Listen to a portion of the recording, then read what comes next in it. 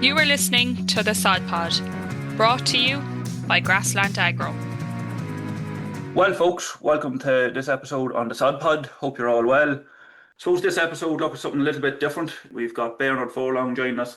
Bernard is a vet in the southeast of Ireland. Bernard, how are you keeping? How you doing? How's things? How you going? Not a bother, Bernard. I believe you've been on this once or twice before, Bernard. Yeah, it's a while ago now. I think it was maybe just before, I can't remember, was it just before COVID or during COVID? And I think I've done it twice there with John O'Loughlin there and a few of the lads there. Yeah, Shawnee McMahon. Yeah, it could be 12 or 3 or 4 years ago now at this stage.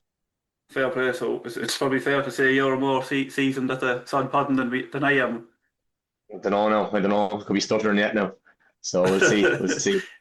Now look at it. I'll not bring in Howard and all that crack into it. We'll leave that. That was probably on the Yeah, so we'll not get a into great it. time. No. Yeah. So look, Bernard. Obviously, look within Grassland Agro ourselves, we know who you are, but maybe just for our listeners who's maybe you might just give us a wee bit of your own background, whereabouts you're working and what you're dealing with, and what's keeping Bernard and the vets busy this time of year. Yeah, so I would have grown up just outside New Ross there, and went to college in UCD. Would have graduated in 2015, and then spent a year working in mixed practice in Kilkenny. Then moved back home to I suppose what would have been what you call the home practice that we would have used ourselves. And then I'm working there for the last just a little over 11 years there now.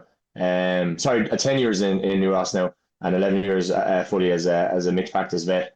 Dealing mostly with dairy clients down here, small bit of sucklers, but they're probably dwindling away the last few years, and a small bit of sheep as well, mainly based in New Ross. So that's probably Wexford, and then South Kilkenny, and a small bit of Carlow as well. So Right. yeah, that's pretty much the background anyway. So plenty of diversification anyway, and I suppose just in I suppose the current time, Bernard. Look, I think we can recognise the springtime's a busy period, but now as we transition through the summer, is there anything in particular there that's coming up for yourself that you're seeing, or is it just Yeah, like routine as usually normal? kind of traditionally, like once you get to the June bank holiday, things can become quite, it can be just pretty quiet, and you're just doing routine work like your TV test and maybe your factory shifts and all that. But it can drag out. Like you still get your odd few cases, and they're probably usually hard cases as well of suckle cows calving. So we had 2 sections I think in the last week I did. So which we don't tend to get many suckle cows calving at all, or many calls for it anyway. And then particularly last week with the heat as well, we got a bit of heat stress as well, and that can flare up in a few different ways. 2 notable cases last week was one cow. The farmer was just going on holidays that afternoon, and he rang me that morning, wanted to get the cow seen to before he took off to the airport. And the cow just displayed all the classical symptoms of IBR. And he might be milking, I don't know, somewhere between 90 and 100 cows. And she had the classical symptoms being just increased respiration rate, white nasal discharge, and kind of a rasping kind of a sound on the stethoscope when I listened to her trachea, to her windpipe.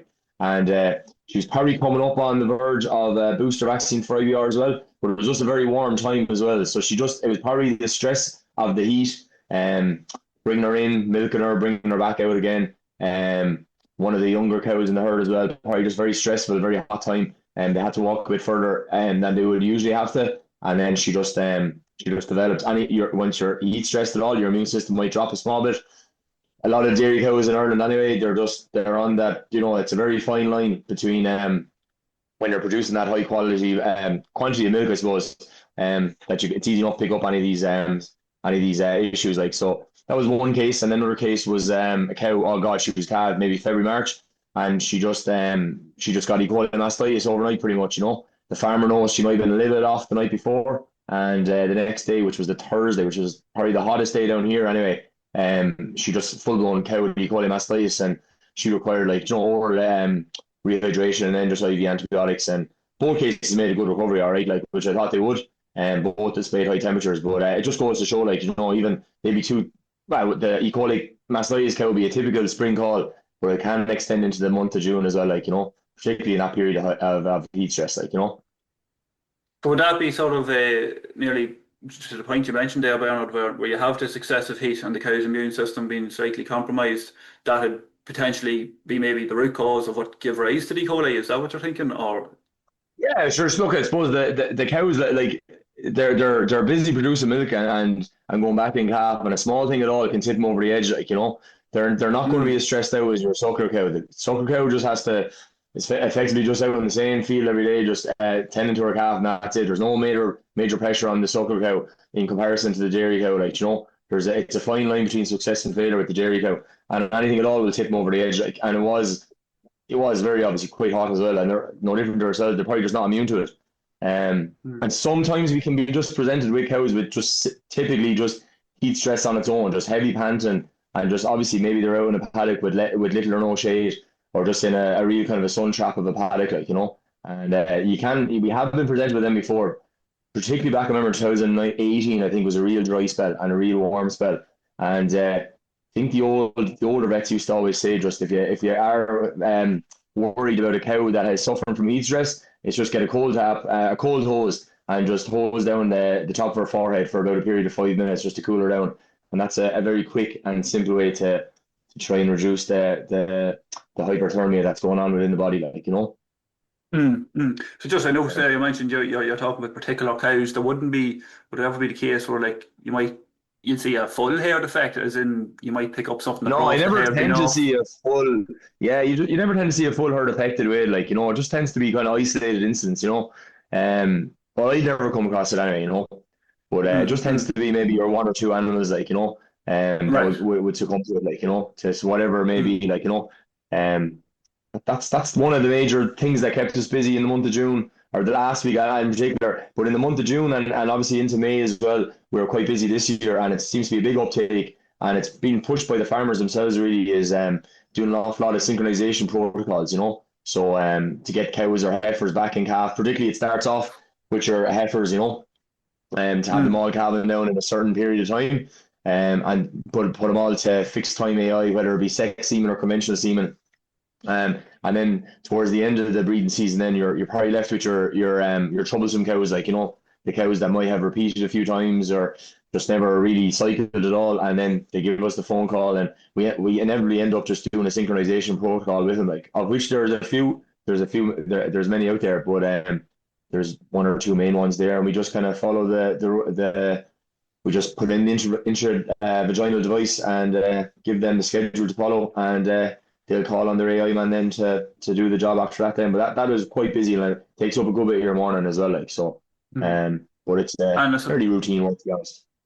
yeah, and just maybe if we marry them two together, just when you talked about heat stress and the breeding, like I would assume the knock-on effects of a cow that is experiencing heat stress, obviously the embryo at that stage is in very early stages of being developed. I'd imagine that would probably have an Yeah, impact it's there a on the delicate, survival. yeah, the delicate part of the pregnancy. And look, I presume for the vast majority of cows, I know it was really only last week, the vast majority of cows would be probably well in calf now, Right. with regard to heat stress. So I wouldn't Mm. say that, I wouldn't attribute it too much to that, like. But it would have Right. an impact, all right. Like, yeah, of course, yeah, yeah, yeah, yeah. No different to any other Mm. stress. Like any other say an infectious disease or anything like that could cause havoc too, like. Yeah, yeah, yeah. No, it's just sometimes you'd be reading different things there you'd see online and stuff, and it's very hard just to pinpoint, is it this or is it that? But Sure it come is, back to yeah. the It's point. usually multifactorial anyway. There's usually more than one thing going on. Like when farmers come to us and they say they have cows repeating or they have cows that are not cycling or whatever, like or whatever else may be going on. It's never just one thing. It's usually a multitude of things. Like, there might be one major issue, but there's also probably two or three other things under the surface as well. Like. The I get beauty of you. those synchronization protocols as well is you might do say a 10-day synchronization protocol and get the AI man on day 10, and he puts in the AI straw. She may not hold on that one, but it probably gives her, it kind of jumpstarts her pretty much, if you get me. And she'll be back cycling again on a 21-day cycle then after that, like. So you may not have much success sometimes with that synchronization protocol, but the subsequent heats after that, that's where you'll cash in, and you hopefully get the bull will either solve it, or else you just get the AI man back out again, like. I get you. I So get you. And would you we seem would you to get see good any? feedback out of farmers, like, and more people doing it every year. So it's great to see too, like, Yeah, impact that and cabin. something there. Would you see with regards to sex seam and synchronization? Would it be any less impactful or no issue in terms of? going with natural heats versus synchronization when you're using sex draws? Maybe it doesn't come The up on main farm. problem, yeah, we do a good bit of that synchronization with sex semen. The main issue I'd have with sex semen is those protocols really have to be done to the letter of the law, pretty much down to the hour. Like, with sex semen, it's a lot more of a delicate product going into the cow compared to just your conventional semen. So when you are doing the sex Mm. semen, you probably won't have as good a success rate inevitably anyway. But also on top of that, you have to be very much, if you'll read these protocols and they'll be talking down to the hour, like, and whatever conventional semen, but with sex semen, you have to be very strict and regimental on that, on these protocols down to the hour, like, I get you. so I most of our get you. clients at the back end of the year, they look, obviously sex semen is not really an issue, then you're just doing your conventional semen, and it suits everyone just the finest then, like, there's less stress on Hmm. time then, like, so. Hmm. And just one other question before we park I suppose, a bit around the breeding, and we touched on the heat stress, was you mentioned around the heat stress, the symptoms being your typical IBR symptoms. Joe, for a herd that's vaccinating, I assume they'd be still potentially show them same symptoms, even if they're fully, covered for the IBR Yeah, as yeah, such. yeah. So look, there's various different vaccines for IBR out there. The one we tend to use is a live vaccine, and it has to be administered every 6 months. Sometimes we find on herds the 6 months can come a bit short. So you could see after 5 months of after giving the vaccine that the immunity of those cows to IBR is starting to wane, and they might just need to go a couple of weeks earlier than they'd like. And oftentimes they report as soon as they give the vaccine that the milk yield, say if it is in the month of June or July, that the milk yield might go up, like, So for instance, you could have Hmm. a farmer and ideally you give the vaccine maybe the first week or two of January before the very stressful period of calving kicks off for the cows. And when cows are Hmm. calving, again, it's stressful. They'll release this herpes virus, which is obviously the IBR virus, and and they'll shed it throughout the rest of the herd. So we try and vaccinate preemptively, so before the calving period. And then if you add on 6 months onto January, you're into June anyway. But we tend to find sometimes that the vaccine, depending on the level of virus that might be endemic within the herd, that they might be as well just to go a bit earlier than the 6 months because it just the immunity starts to wane. Like I know one client, I don't think he's doing it now. He might have changed altogether to a 12-month inactivated vaccine, but he was just going every 5 months, regardless of what month it fell on. You know, so that could be from January to May, then May to what would be October, then back to what would be February. So he was going in just every 5 months, irrespective of what month it fell on, because he just found going every 6 months with his live virus vaccine, it just wasn't working for him on his herd. So, but everyone's Hmm. different, like Yeah. So Just every herd, I just to suppose, is different. touch on two things there, Bernard. You mentioned live and inactive. Is there a, I suppose from a farmer's perspective, does it matter, or what's your thoughts there? Uh, Or is it kind of a case by maybe, it's what's available at the time?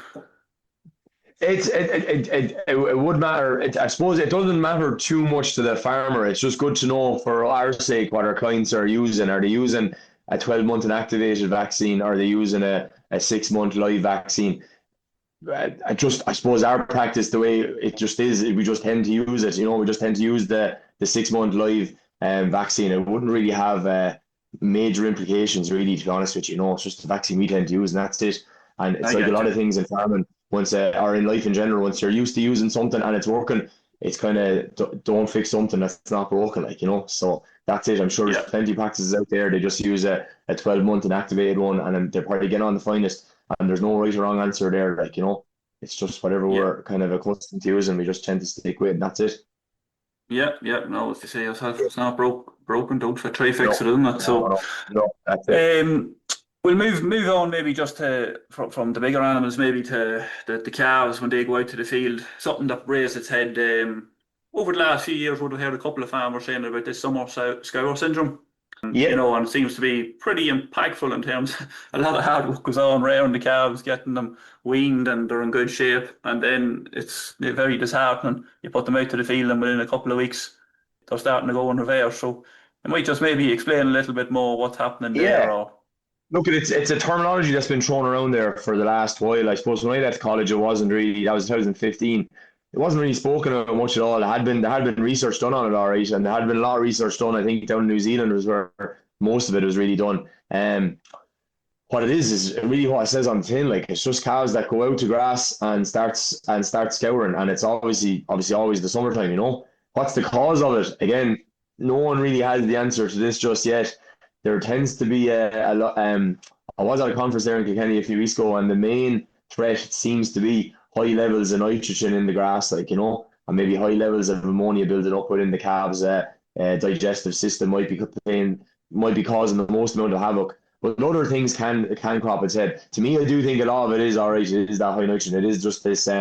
It's the diet, and the brash change in diet the whole time. So when the calf is born, the calf gets maybe a suck off its mammy, and then it goes then on. It could go on to milk replacer. It could go on to whole milk. It could go on from the mother to whole milk, and maybe then on to milk replacer. And then there's nuts thrown into, or there's coarse ration thrown into it then as well. And then you're starting to introduce maybe hay or straw to them as well. And there's just an awful lot of diet change going on, and in a very rapid space of time. Even if it is months, that is quite, there's a lot of change going on. And then all of a sudden, then the fine day comes out in May, and we throw them out to grass, and it could be this green leafy grass that we tend to find the most problems with high starches and high sugar levels. And it just calves fall apart. And I'm not going to tell you how much it costs to rear a calf, but I'm sure it's not cheap. And you have this real fine specimen going out, and within a week or 10 days, they've fallen into nothing. It's back where they're going altogether. And whenever we have a hint of it, the farmers down here, unfortunately, a lot of them tend to know about it, and a lot of the farmers have come to grips with it and have come to terms with it and fixed it their own way. But a lot of times, whenever we hear reports of it all, we just tell them to bring in the calves affected. It tends to be usually the younger calves in the group as well, because again, they probably just didn't get that time to develop their rumen correctly, and we just tell them to put them back in on a straw bed, and just offer maybe hay or maybe silage or maybe nothing at all, just a bit of straw, and keep nuts going into them, and then just put them back on milk. And it tends to work 9 times out of 10, if not more. And probably don't leave them back out again.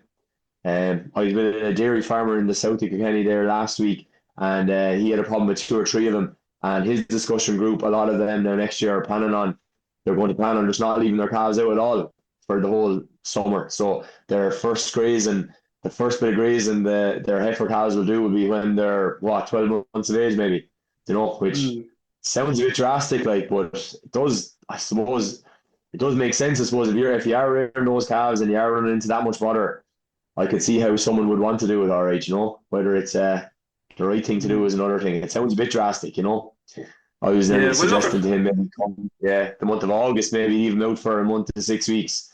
At least they'd have some immunity too, because what I'm thinking of is those calves then, or those heifers, they'll be then when they're going out, they'll be going out to grass, and they'll probably be going out with a bull or whatever. They'll be going out to be synchronized with AI. That at least they'd have some immunity to the parasites that are the burden out on the grass at the moment. So your lungworm or your gutworms, that they'd have some resistance to them, or some immunity to them, I should say, before they go out, So it's food for thought, all right, and everyone deals with it differently.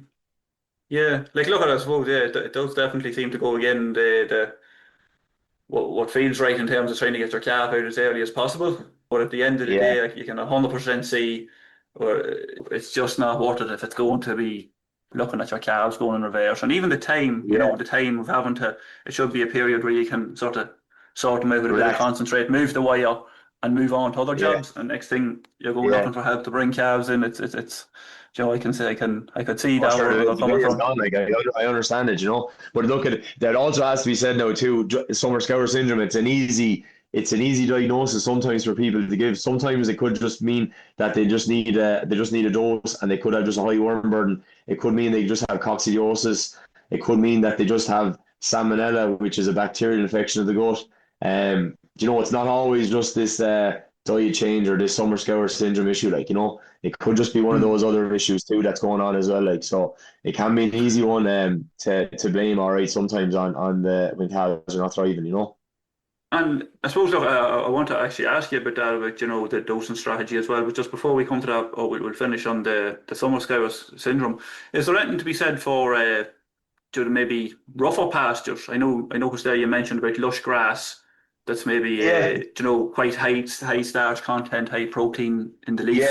Like ideally, I tell this to clients the whole time. I said, make sure now when those cows are going out that they go out onto pasture that hasn't been fertilized in, geez, maybe if you could, like 12 months or whatever. And they do that as well.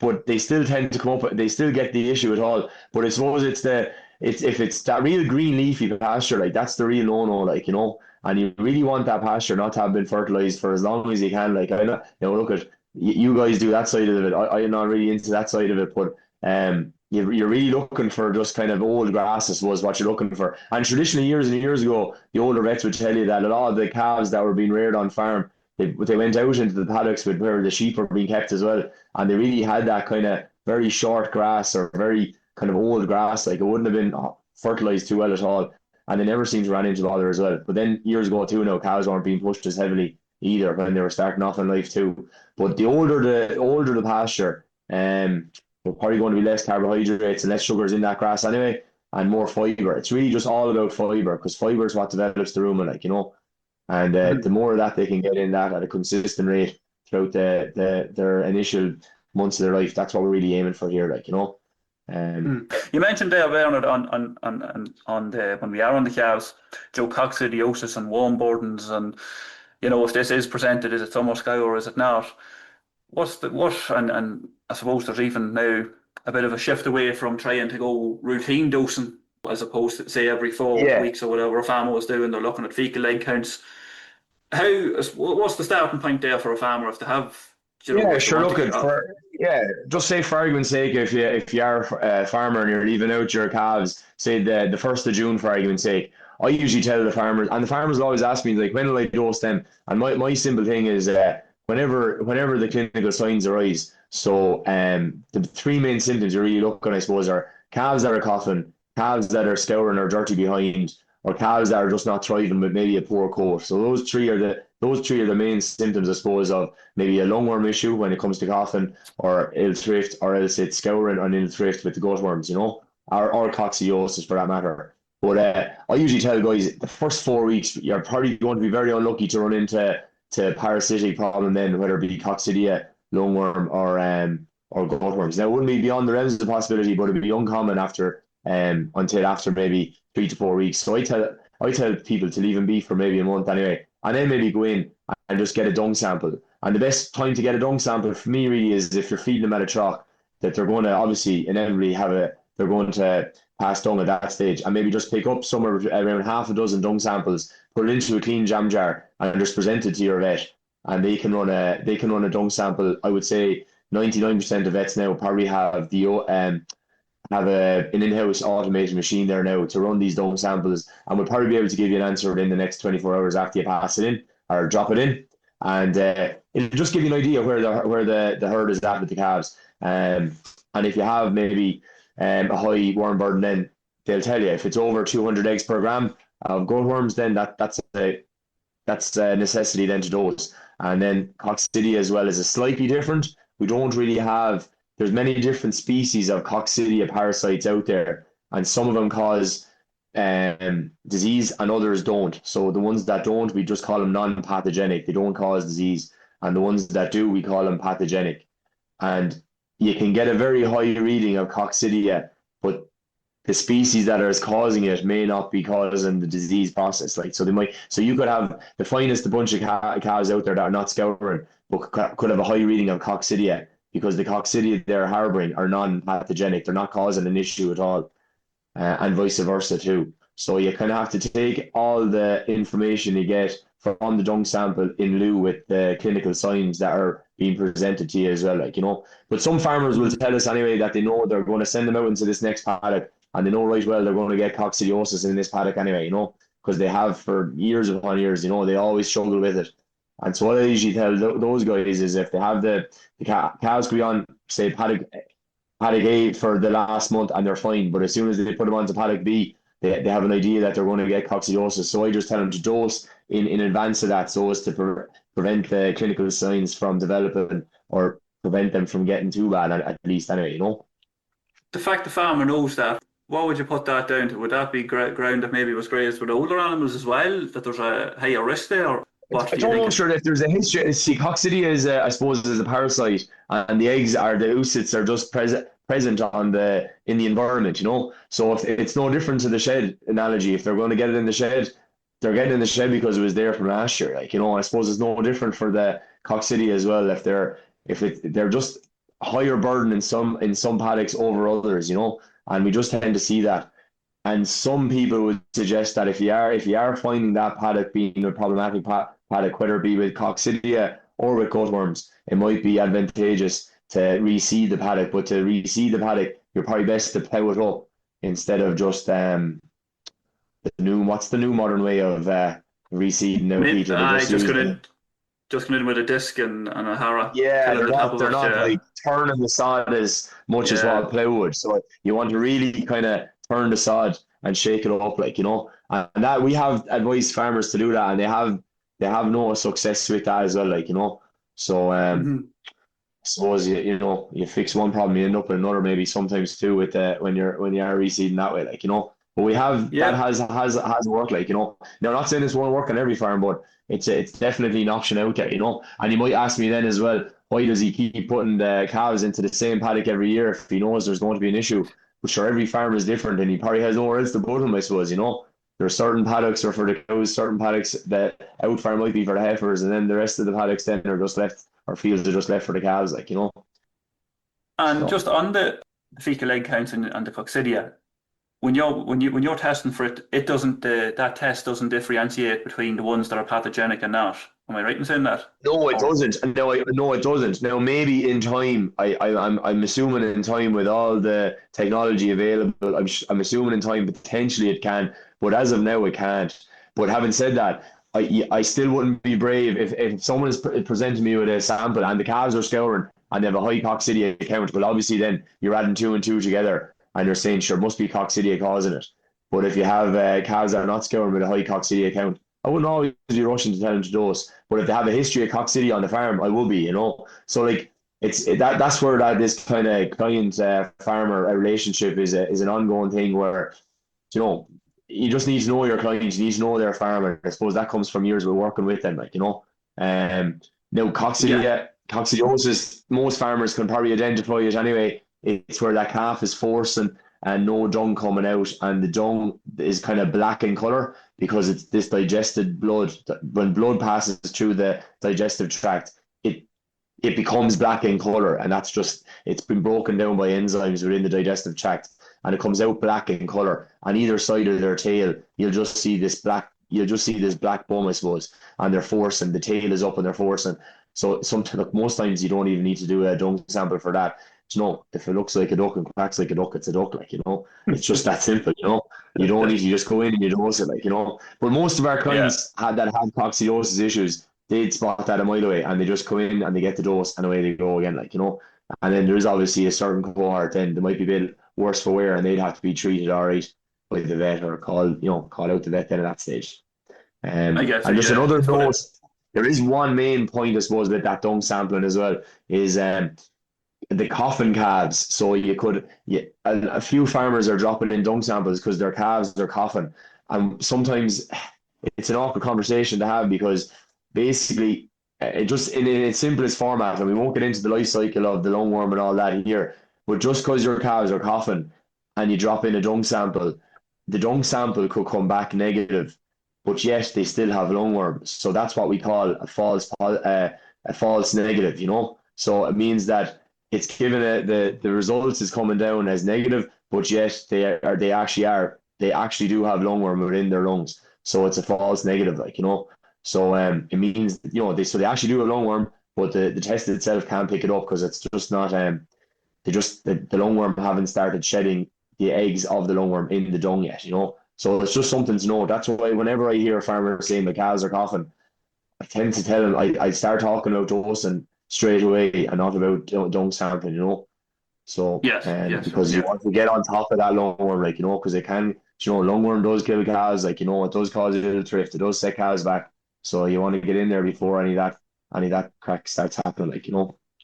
Yeah. So really, when it comes to the fecal leg sampling, you're considering the full picture in terms of any clinical cases with your you're vet. I considering the get full you. Yeah, picture, yeah, and like you're now, like, how do you to diagnose lungworm correctly? You have to basically you do a bronchoalveolar lavage. So basically, you have to stick a pipe down into the lung, squeeze in a bit of saline, and then squeeze it back up again, and you're hoping to see the actual adult lungworm present. And it's kind of laborious, and vets do it. Sometimes we don't do it, but we don't tend to do it on younger stock, like, So it's just it's just a conversation to have with your vet, I suppose, But most of the dung sampling I do, it's mostly just I'm just talking about coccidia and gutworms, I suppose, yeah. So No, it's very interesting. Because to be fair, like it can get quite confusing nearly sometimes with a farm with all these different information packs that come out I and can, what you should be and it's doing, easy. and Yeah, it gets and very confusing yeah, very quick. And even when you talk about the lungworm and the gutworm, while a farmer yeah, can understand there's a difference, it's very easy to yeah. assume one might be covered by the one sample, but so it's There's very and look, interesting. it's like everything. There's never just one test that does it all. So Hmm. there's no one blood test is going to figure out everything. There's numerous different ones out there. There's no one dung sample that's going to sort it all out. It's just, I suppose Yeah. it's probably a lot of it is continual monitoring and looking at trends over time as well. But Hmm. I think And look, we're at the early stages of all this dung sampling too. It really hasn't probably kicked off to the level that we'd like it to, but it's getting there every year. Farmers are brilliant now. You don't even have to tell them; they just drop in the dung sample because sure they know themselves. Like if it saves half a day dosing cows, like it's a great job. So yeah, and the resistance piece too, to be left with products that ultimately will be 100%. effective, Yeah, isn't it? and there's plenty of resistance out there. And that's only just going to get it's only going to get worse, like if we keep continuously dosing at set intervals, I should say. Like the whole thing of like dosing every 4 to 6 weeks, it's just a thing of the past, and it's as much getting over people's mentality over that as much as anything, Mhm. it's just changing old habits, I suppose, is what we really want to do, because that And is what's causing resistance, final question on it, Bernard. Roughly, what are you taking a sample where the calves go out for that 4 week period, all going well? You should be safe enough for the first 4 weeks, but Yeah, yeah. you dose them. What are you fecal leg count? So maybe every 4 to 6 weeks, if clinical symptoms Yeah, aren't sure. Okay, presenting. just maybe so. Every 4 to 6 weeks is probably adequate, Mm. And Hmm. and then it depends. You see, like at some stage you're going to have to you probably will inevitably have to dose them at some stage too, So it really just depends on how you get on. But if you keep getting negative results, look at some stage you probably will have to dose them, all right. But we have had farmers last year that went the whole summer without dosing their cows or two. Now, albeit most of them farmers do tend to be lightly stocked, so they're a bit more extensive grazing. They're probably not your real intensive dairy farmers that are rearing, I don't know, say 80, 90, 100 calves, They probably Right. are the more lightly stocked lads. The more intensive farmers, it's pretty much inevitable that they'll be doing a bit more dosing than your smaller farmer that's rearing less calves, But yeah, I would say just let the cows out to grass, leave them be maybe for 4 to 6 weeks, then drop in a dung sample, see where that takes you. Probably going to be okay, and then wait for another 4 to 6 weeks unless those clinical symptoms arise again, such as your coughing, your scouring, or your ill drift, and then take it from there, But Yeah. sure, your vet is only ever a phone call away too, if you're unsure about anything. Absolutely. Thanks very much for all that, Bernard. Look, a lot of very useful information. No bother. Yeah, Want to yeah. throw in any final thoughts or concluding comments? I try to keep it as simple as possible because I just think if you delve into too much detail, facts and figures and information, well, it goes over my head anyway whenever I'm at any of these talks. So I'm sure it's the same for most of the population, I'll second you on that one, Bernard. Simpler is a Yeah, lot better yeah, for me yeah, anyway. So look, Bernard, yeah, look, we won't take exactly. up any more of your time. Thanks very much for coming on the Sod Pod. Great to have you back, and hopefully the listeners got plenty of information there and a few tips and tricks they can pick up throughout the rest of the grazing season. Thank you.